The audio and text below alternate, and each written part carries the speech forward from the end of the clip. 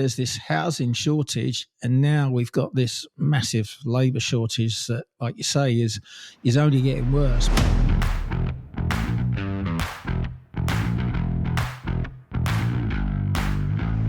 Welcome to Professional Builders Secrets, the podcast for building company owners wanting to grow safely and securely. I'm your host, Will Blunt, and today I'm joined by Russ, Sky, and Andy, the leadership team at APB. Welcome to the show, everyone. Hey, Thanks, Will. How you doing? Very well. Thanks for coming on again, everyone. Really enjoyable to have you on. Always.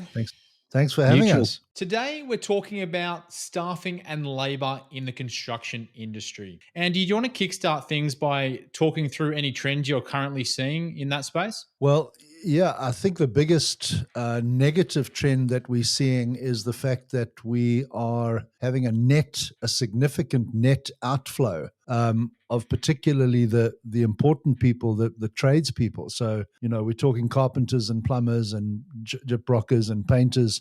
Those kind of guys, at the moment, there's a significant net outflow. If you look at the fact that for every 10 people that are retiring, there's only one new person coming into the industry as an average. And we're just not seeing the younger people coming into the industry in the way that we need them to. If we look at the reality that Australia is currently talking, and this applies, I know Canada has a similar situation with housing. The United States has a similar. In fact, most of the countries that will be listening to this, there is a serious shortage of housing in every one of those countries. And the reality is, if we don't have enough tradespeople qualified and coming into the industry, we're going to run into major problems down the road. There simply aren't going to be enough bodies to get the number of houses that need to be built done in time to solve the problem. So in terms of that is the biggest worrying trend in terms of what we're seeing in this space. It's yet another perfect storm, isn't it? We've got a shortage of houses that need to be built a year in each of those countries that you mentioned. It's the same in Australia, Canada, the US, New Zealand.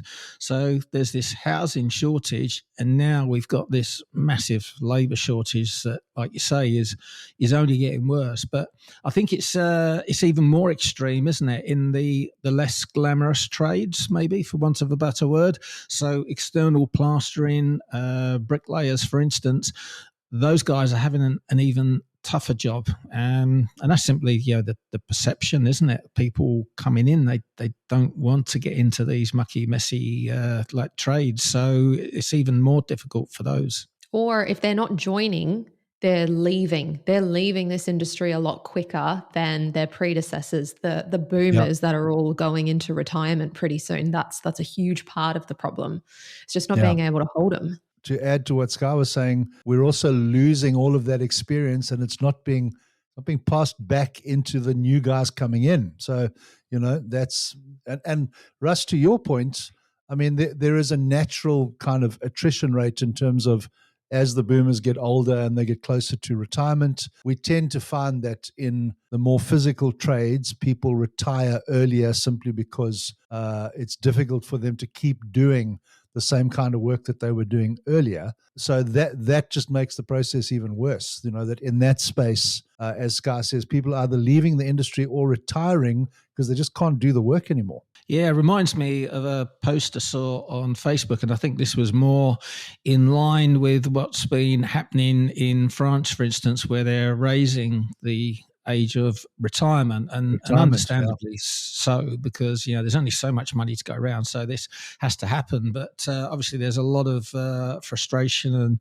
anger coming from the workforce when that happens. And I remember seeing this post where someone was holding up like a placard saying only a person that has worked in an office all their life would think you can keep going, you can keep working beyond 65, and you can understand where they're coming from, because it's very physical, it's very demanding. And if you look at Tyler's, for instance, what those guys have to do, their knees are shot. That's not a pleasant way to enter retirement at all, is it? So they're going through a lot, these guys. I think it's not a direct comparison, very aware of the difference, but think of professional athletes. Like, that career path has a shelf life, but not every athlete, like forget the 1% of the 1% who can make it and retire nice and early. Think of most athletes, you hit an age where you do retire because you're just not in your prime. There are younger, fitter, faster people coming through before you, but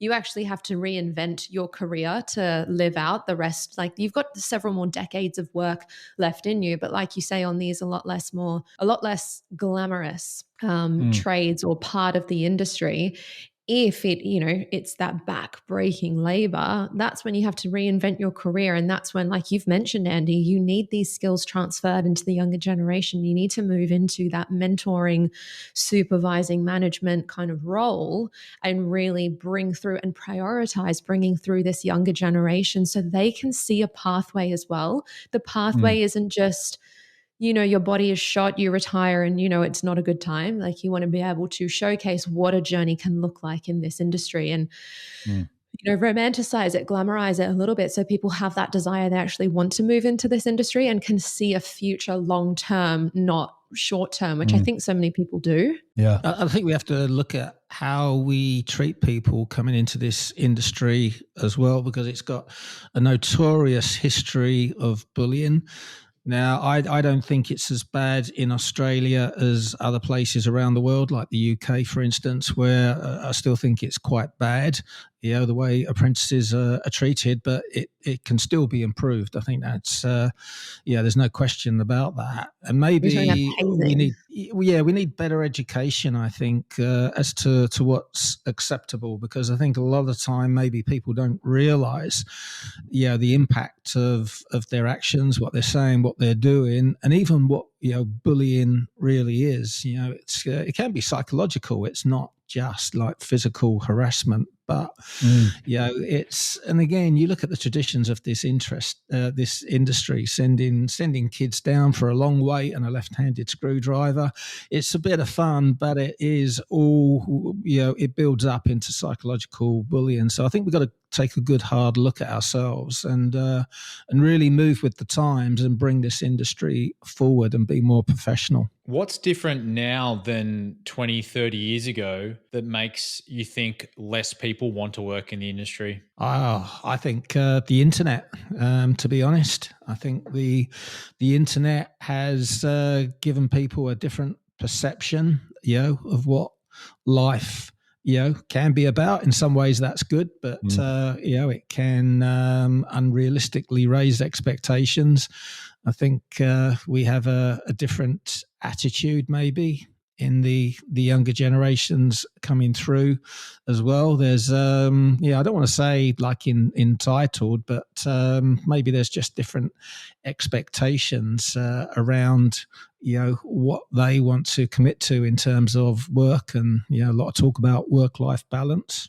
So I think that's had a big impact, really, especially in the construction industry. I think what's also had a huge impact is if you look at this industry compared to many others, look at the leaps and bounds and progress you can see with technology, with marketing and social media and like any other industry you were to go into. If you compare what it is now to what it was like 20, 30 years ago, that's exciting. That's a huge leap and bound of like difference. But what's happened a lot in this industry, it's not progressed as maybe like it's not as outwardly sexy immediately. It's still very much it is labor. It's still building. It seems like it's not progressing, or it's in the same vein, unless you can really showcase that. You can showcase how you are innovative and you're doing this and you're doing that, and that takes a lot of marketing and responsibility on your front, not like the industry as a whole. I do think this industry compared to others have a way better marketing campaign behind it, I think. I think the responsibility almost moves from the industry to individual companies making themselves attractive, and through that making the industry attractive again. That's probably the way it's going to get, we're not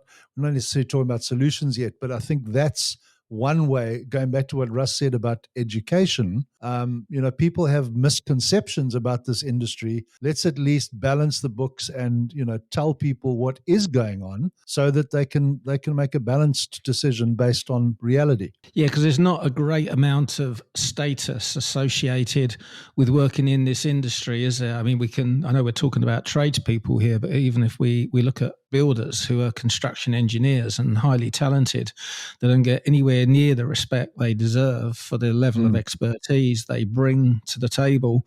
And it's the same with tradespeople, to a large extent as well. There's not enough respect for the skill set and the work ethic that they bring. Yeah, until we try and do it ourselves, and then then all of a sudden that respect level goes up. I in fact saw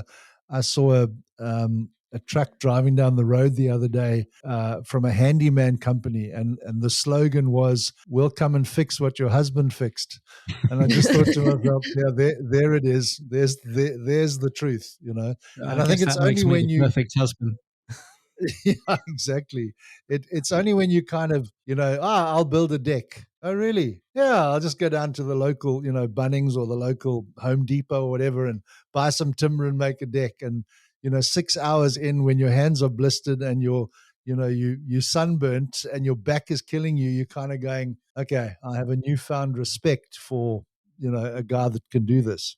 So that's the problem in the industry. How is that impacting residential construction companies? Maybe I'll throw this one to you, Sky. Well, it's a huge impact, because if you don't have the labor to build the homes that you're selling, like let's remember, we've done a lot of episodes on sales, on marketing, on, the systems, really a lot more of, let's be honest, the sexier side of running a building company. If you don't have the team to back it up and actually deliver, like you're nothing. You don't have a company. You can't deliver the product you're selling. So it is a huge impact. Even right now, where there's still a labor force and you can see the cracks forming, like this is why this is a problem. Everyone can see what's going to happen in this avalanche that's coming for us. So there's already cracks starting to appear, because, this is where you hear all the complaints of like, oh, it's so hard finding good people or skilled trades and good people. And that's just the beginning. The big problem is soon there'll be no one. Soon it's going to be a lot harder to grow and scale, because that's when you have to scale up your supply. Well, who's going to be doing everything? Like that's going to become very, very difficult. And not only that, if you do start getting like tradespeople, it's the lack of skill and quality there. So that's going to be a lot harder to maintain really high standards. Keep your great reputation, not even a good reputation, keep an above standard, like an excellent reputation. And you are just going to hear it first from your customers. And that's never a good sign. Like even if your team there are happy, they're building because they're employed and, they're working. If that's not up to scratch or up to par, you will hear it from your customers. And then that's a very, very slippery slope on the way down. And I think the problem is when it gets harder to recruit good people, it impacts productivity. And we can look at this at a macro level. During COVID, where governments were highly focused on driving unemployment down to ridiculous levels. Really, I always feel that once employment goes below 5%, it's counterproductive, because now we're having to employ people that are, generally unemployable a lot of the time.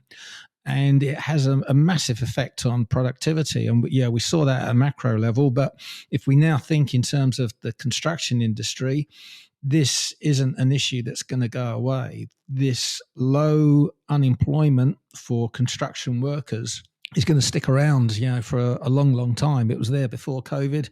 It was certainly there during. It's going to be there after. And that has an effect on productivity, which pushes out timelines. It affects quality as well. It's just not a good thing. How can builders think differently about these challenges they're facing, Andy? Well, I think there's two ways of doing it. Russ is talking at the macro level. I think if you bring it closer to home, we have to accept that we're not quite yet at the place that there's nobody available. And what that means is we need to be looking after good people and attracting good people to our building company. So, I believe there is a responsibility on the industry, whatever that means. So on industry bodies to be doing what they can to, as Sky said, to be doing the marketing and the advertising and showing people that this is a career. But I think that also comes back to the individual building company. But keeping in mind that very few builders these days actually employ all the trades they use within their business. So the difficulty you've got is most builders will probably have a carpentry crew, but that's usually where it stops. And what then happens, unfortunately, is the builder has very little impact or effect on who his plumber employs and who his electrician employs and those kind of things. So it's really making sure that throughout everything we do, we are presenting as encouraging, enticing, inviting, and professional environment possible so that the best subcontractors want to work with us. The best subcontractors are going to be employing the best available people, and therefore we will get the cream on the top are then working on our jobs. That's probably the short-term solution, which obviously we can dive into in a bit more detail. You said something so important though, like, yeah, it is, we want the industries to do their advertising. Universities do it all the time. The army does it, like whatever it is. They do advertising campaigns to want or to get people to want to go into those fields. So yeah, that is required, but I do think it's a myth that it is other people's responsibility to solve the issue. Because I'm sorry, if it affects your business, it's become your problem, and professionals solve their own problems. So I think it really is like to make a difference between now where the cracks are and what we can see happening. If you don't want it to affect your business and your building company, well, you are going to have to do something different and not wait for licensing authorities, associations, whatever it might be, to actually go out and make something happen. That can be a bonus. That can help the greater industry. But how are you going to get it to solve your problem in front of you? That's when you need to look at your local market and make some serious plans. And we can go into those solutions. But I think it's about taking that personal responsibility for your building company, because it does directly impact you, your livelihood, and the rest of your business throughout your career. It's too big a problem to see what happens, see what the industry is going to do about it. Yeah, I think that's a very good comparison actually with the military, and I think we can learn a lot from the military, because if you're in an industry with zero workplace health and safety, effectively, where you're going to put your life on the line, and if it doesn't end well, you don't even get an apology, you get a thank you. Then, if they can actually turn around their image to attract people in with all the positives and the benefits, there's a lot of hope for the construction industry, isn't there? There's so much blue sky here. There's so much that can be done, but we can certainly look at the military and learn lessons from them. Sky, you mentioned that the onus is on the individuals that run the construction companies to take back control and solve this problem themselves. How can they go about doing that? Well, I think number one, building companies, the majority of, and certainly the ones listening to this podcast, you operate in a local area. We're not talking to huge volume production builders that are national. You're operating in your local area. And we've talked about this so many times, but think of your marketing strategy. It's about local domination, right? You're on Facebook ads, Instagram ads, like all your social media. You're on Google, you're doing search engine optimization, but then you're bringing your marketing dollars and bringing it locally as well. We've talked about builders who are sponsoring their local sporting teams and are in the school, and you have that local presence. But that's just from a marketing perspective. What are you doing in your local community to entice the future of your building company and the future of that community to want to work for your building company? I think that's a huge opportunity, a missed opportunity if you're not doing it, to get into the schools and talk about careers and what apprenticeships look like at your building company and what it can look like in this industry. Show the desirability and the need, but also how good it could be to be a respected craftsman and the desirability of good craftsmanship. I think if we can make an effort and, like you're saying, take personal responsibility to go and do that, Yeah, like you're not going to keep everyone. It's not as if everyone you talk to about it is going to join your building company and stay for life. You might think, why would I do all that work if someone's going to join me, do an apprenticeship? Maybe they go work for my competitor or this or that. If you have that kind of attitude or mindset, you're not going to go far at all in business because anyone can leave. That's when you talk about treating people so well that they do not want to leave, training them so well, they do not want to leave because you're treating them so well. But that really can plug a gap for yourself. You are in with those local communities, not to talk about, the unmentioned bonus. If you're in the schools, you potentially can still get like more leads and sales and clients and all that. But this is a phenomenal opportunity for you to start working in your local community and bring back that desirability, that status that we've just been talking about, that working in a professional industry, a professional building company can have. Like bring that back, have people look up to you as a leader in the community. Huge opportunity and a missed opportunity too often. Andy, that is somewhat of a long-term solution, I'm imagining. Like you're building up that credibility in the local community. Is there anything builders can do to have a more immediate fix to finding the right kind of staff? Well, yeah, I mean, short term, we're going to the C word, aren't we? We're going to culture, making sure that, as Sky has said, your building company is the place that people want to work and don't leave. And, I often in dealing with our business coaching clients or our elite clients, when it comes to the subject of staff and the quality of their team, I'll often challenge them with a simple question that goes like this. If we were to close down your building company this Friday, with everything you reopen a new building company on Monday, who would you not re-employ? And what you see is you kind of see them, you see that deer in the headlight look. And then I can follow it immediately by saying, and those two guys that you're thinking about now are the two guys that you probably need to be replacing on your team.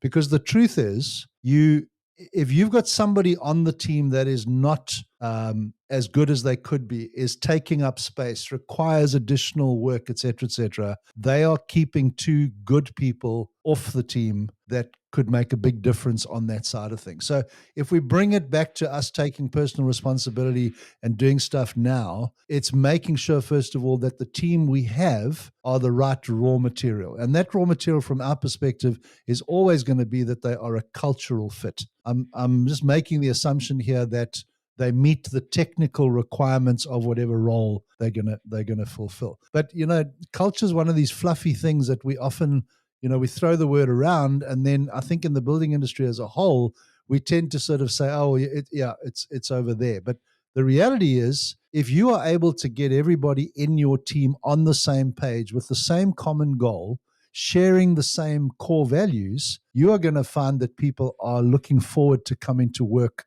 for you. As we said, we're not trying to resolve the problem 10 years down the road. We're trying to make sure that builders have good people to be able to deliver quality work timeously in the foreseeable future. I think culture is going to be the cornerstone of solving the problem short term.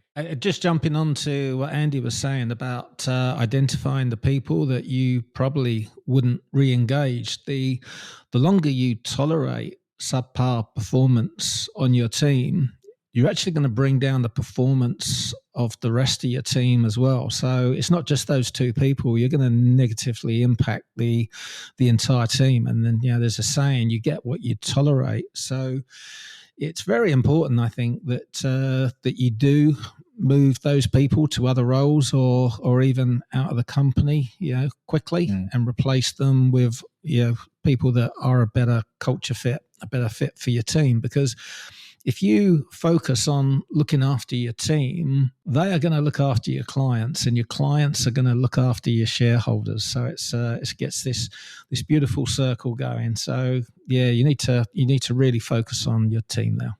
And just thinking back as you were talking, Russ, we took a bunch of our builders away to Hamilton Island 18 months ago. Yeah, odd.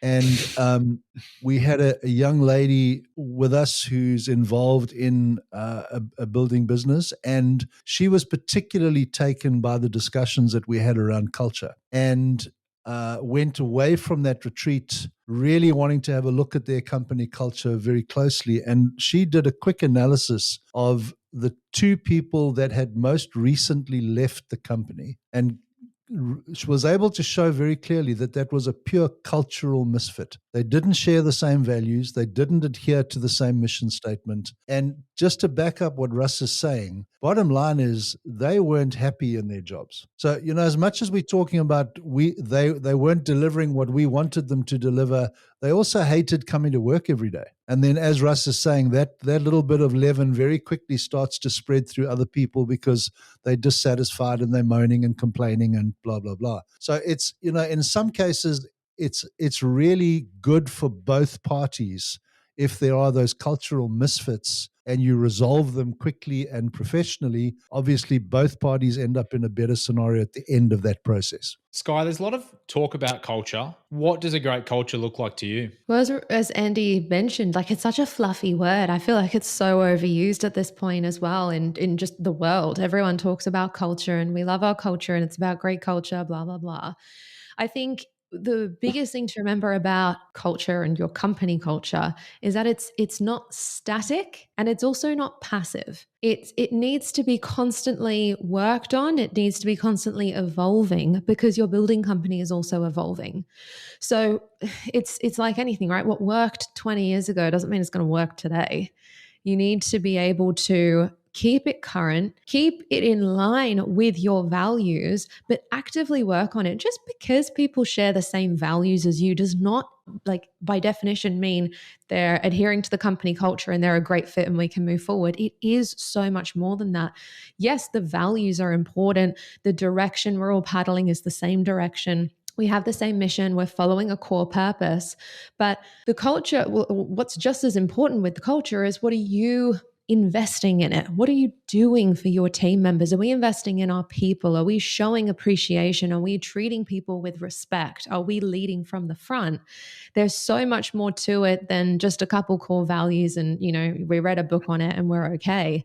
We need to actively be investing and not leave it as static. We set these values and people just have to adhere by them. We need to live and breathe them, and we need to invest back into our people, check in with our people, communicate with them in order to move forward. Otherwise, you're going down this path of being a dusty old company once again, and you're not really living and breathing a company culture people want to be a part of long term because they can actually witness its growth. And it needs to be authentic. I mean, Sky's just encapsulated beautifully. You're no longer going to get away with do what I say. In other words, having a fluffy mission statement on your website and so on isn't going to cut it anymore. And I'm talking internally, first of all. That might fool your customers or your clients for a while. But the guys that literally work within the business on a day-by-day basis, they are very quickly going to see through something that's not authentic. So, I mean, it is critically important that if you are going to go down this culture road, that you don't go down the, let's buy a book and come up with something that sounds good. It literally needs to be an expression of what you believe and what you live as the leader every day at the office, on site, in the business, so that the rest of the team actually sees the authenticity of it. It's like the heartbeat of your whole organization, your whole building company. And that heartbeat needs to be felt not just by your team in the office or your clients, like you've mentioned, Andy, but so importantly, by those people on site, building those homes, delivering your work. Like that culture needs to be so strong that it ripples out from within all the way out to not only your contractors or your employees on site, but also your suppliers as well. They understand why being punctual is important, but staying true to their word is important because it matters to do business with you. And that's the culture, forgive me for using the word too often. That's what you want as your reputation for your building company. And it's a lot of that is relational externally. So, for example, I'm just thinking as Sky's talking of two particular builders in our one in our business coaching program and one in our elite mentoring program. where they intentionally interact with their subcontractors, let's call it professionally, socially, regularly. So the owner of the building company and his construction manager take their sub-trade owners and supervisors out for lunch once a month, the guys that they work with, and they use that time to talk about how the work has been going and the quality of the work, and really to make sure that those guys become an extended part of the family of that business. The other guy has given his project managers almost an open checkbook on rewarding above average performance on site. It's not quite an open checkbook, but within reason, if a project manager sees a carpenter doing something amazing or sees a plumber or an electrician doing something amazing, they literally have the freedom to take that person out for a drink or a lunch, or to give them a voucher from a local restaurant, whatever, to literally catch people doing things right rather than catching them doing them wrong. So it's those kind of practical things that I think would help as well. I love that, because I could tell everyone just sort of like clenched when he said open checkbook. Oh my God, what do I do? But like it's just as simple as a drink, like a 6-pack of beers, a thank you, like a movie ticket or whatever. It's those little tokens of appreciation. It's not $100,000 check. Yeah. And you're right. I mean, let's not give people the impression it's got to be money. One of the other guys I know makes a point in every team meeting of highlighting things during the month that individual team members did that demonstrate the core values of that business. It's just peer recognition in front of the rest of the team. In most cases, that's enough. Devil's advocate for a moment. Culture is great, and hiring based on all of these values and culture sounds great, but it could take months to find the right person to be working in your building company. So what do you do? And Russ, maybe I'll throw this one to you. What do you do when you really need staff and you can't find the right person? Yeah, I think when you get to that stage, you've already left it too late. And normally the reason you can't find staff at that stage is because you don't have a company culture, which effectively means you most likely have a toxic company culture. So you've really got to address that and set the tone. And like it's been mentioned, that has to come, from the front, really, from the leadership. You've got to live and breathe your own core values. And I think as well, you've got to be open and honest enough and encouraging enough to allow your team to call you out when you're not adhering to the core values of the company, because it's not something for the rest of the team to abide by. It's for the leadership to abide by and demonstrate. So that will help with fixing a toxic company culture. And once you do that, your positive company culture will attract the right type of people to your company, because it becomes a very important component of your whole recruitment process.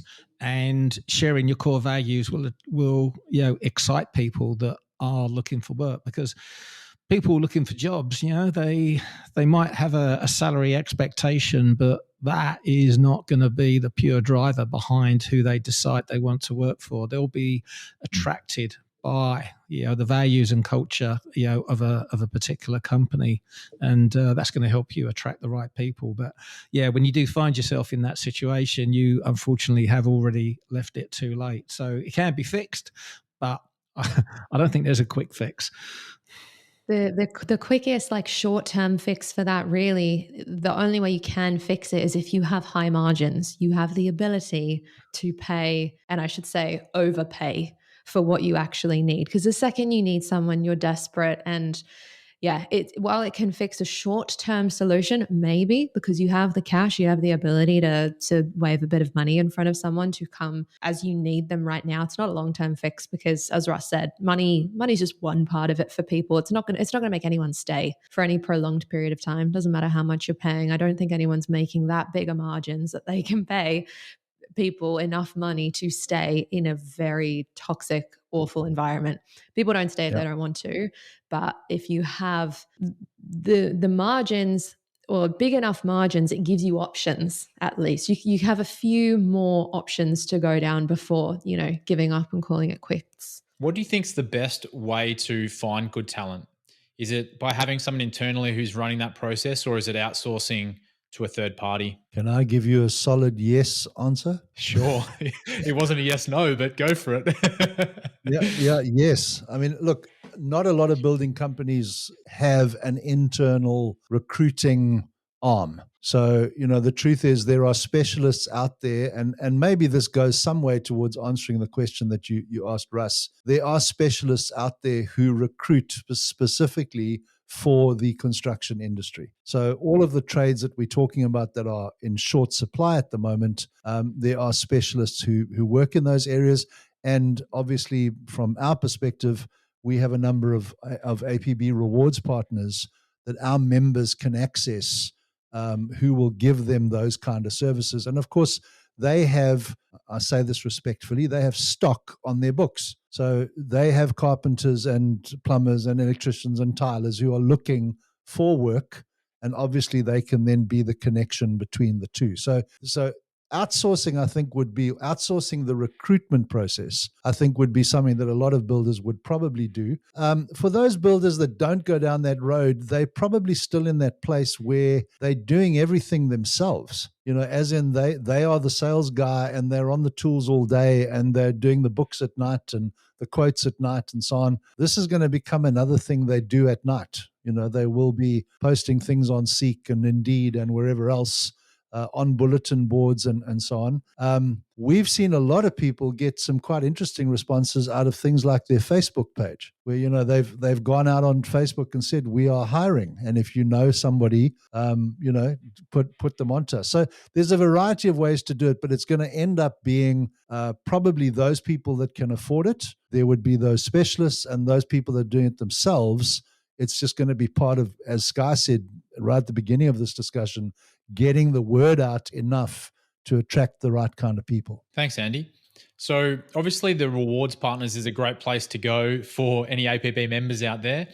But Sky, is there somewhere else that people can go right now to start learning more about company culture and running a better building company when it comes to this? Yeah, definitely. We've got heaps of resources on this topic, actually. We've even done I think a couple different podcast episodes on company culture and even recruitment that would be really beneficial. If you're not a member, if you are a member, we also have detailed step-by-step trainings on recruitment, on company culture, onboarding, training, everything like that. And I think if you can put those systems in place and have an idea of where you're going, that would absolutely be the best place to start. Even just those episodes, nice and easy listens just to map out that plan for you. Perfect.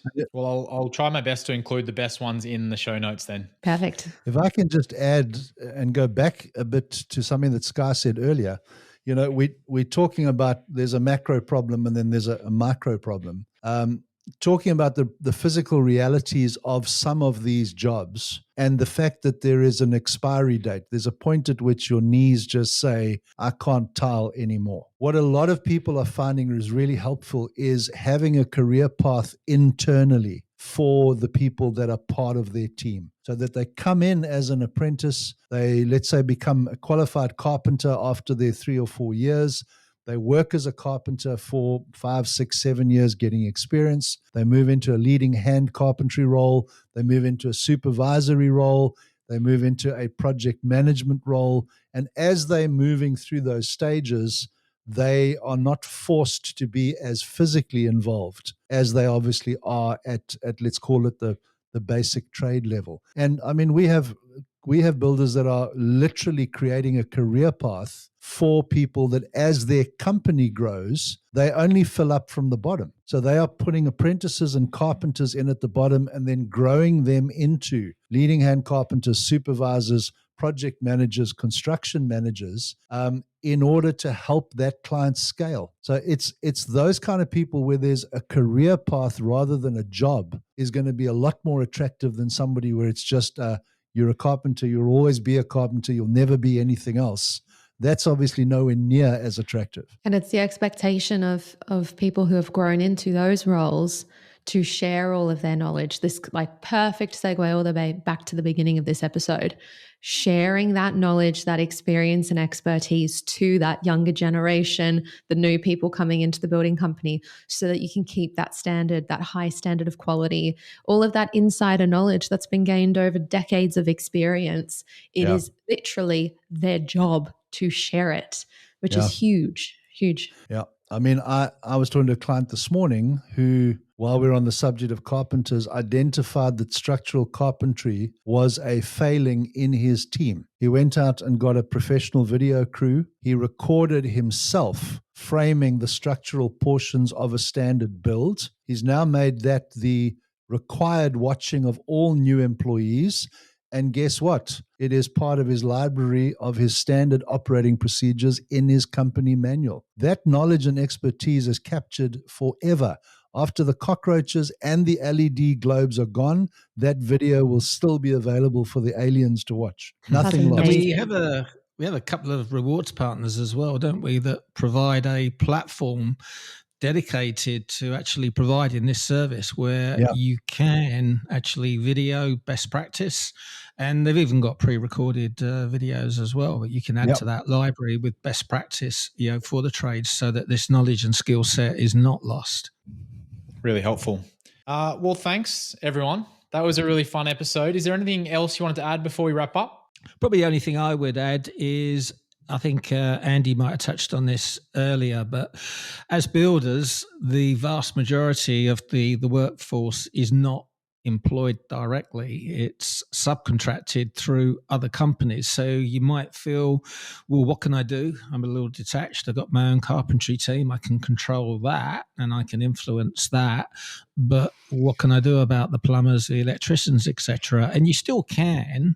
There's solutions for everything. And this is where I think you need to think of yourself as a coach and a mentor to the owners of those trades, and influence them and guide those guys on how they can establish a better culture in their own team, because this is your extended network. This is all part of your building company indirectly. So don't let things like that block you.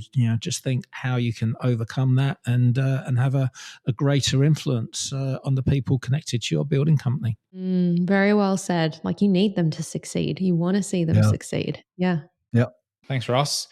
Well, thank you so much for coming on the show today and sharing everything about handling this current staffing crisis in the construction industry. My biggest takeaway is that it all comes back to culture, but culture is quite a complex topic in itself. So there's quite a bit to unpack there. But a big thank you to our listeners out there, wherever you are in the world. If you like the show today, please subscribe to Professional Builders Secrets on your platform of choice. And if you're feeling generous, leave us a review. But until next time, have a great day.